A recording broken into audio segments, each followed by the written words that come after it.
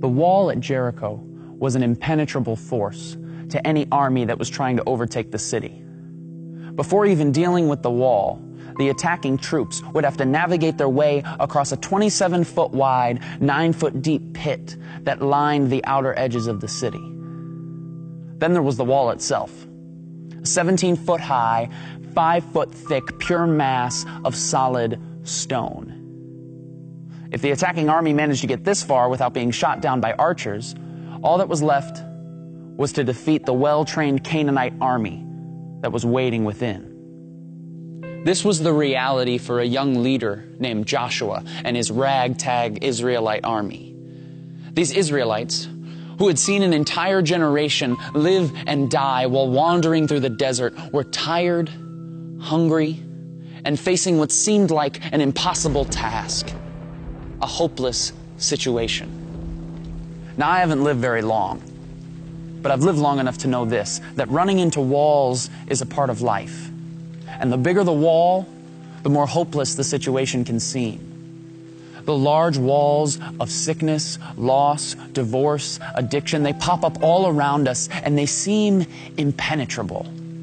And just like the wall at Jericho, these walls rarely stand alone. The walls of our lives are often accompanied by a deep pit of pain, suffering, and despair, and all the while an army of hopelessness attacks us on every side.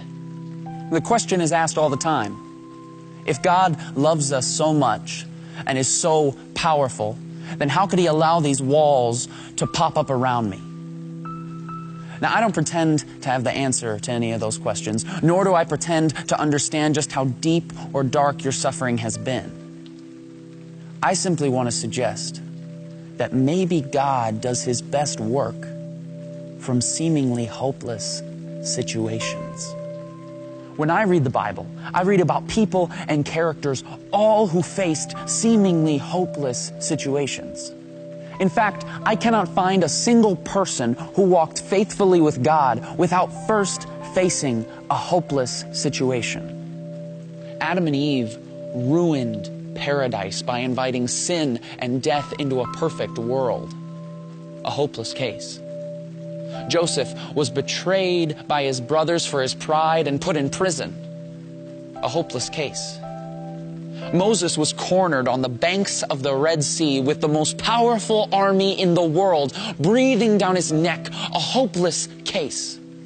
Gideon was 300 against 300,000. David stood across the valley from a bloodthirsty giant.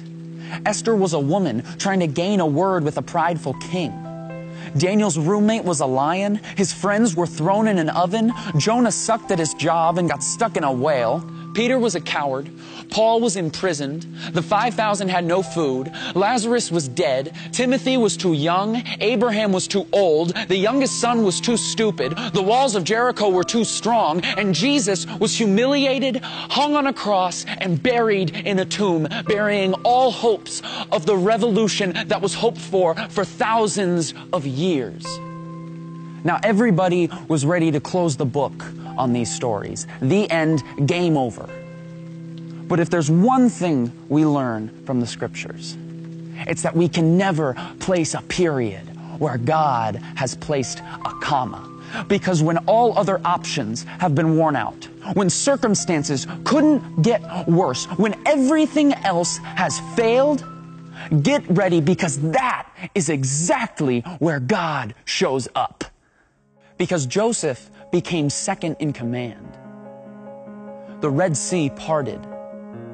Gideon won without lifting a weapon. Goliath's head was on a plate. Esther spoke and the king listened. Daniel tamed the lion. The oven felt like room temperature. Nineveh repented. Peter became the rock. Paul rejoiced. 12 basketfuls were left over. Lazarus was just kidding. Timothy built a church. Abraham built a family. The youngest son came home to a party. The walls of Jericho came a-tumbling down. And Jesus Christ pulled off the resurrection, defeating sin and death. And the creation that had been marred so many years ago was now restored for all time.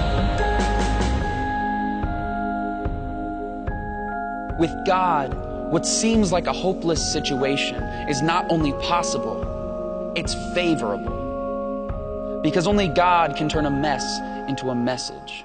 Only God can turn a trial into a triumph, a test into a testimony, and a victim into a victory.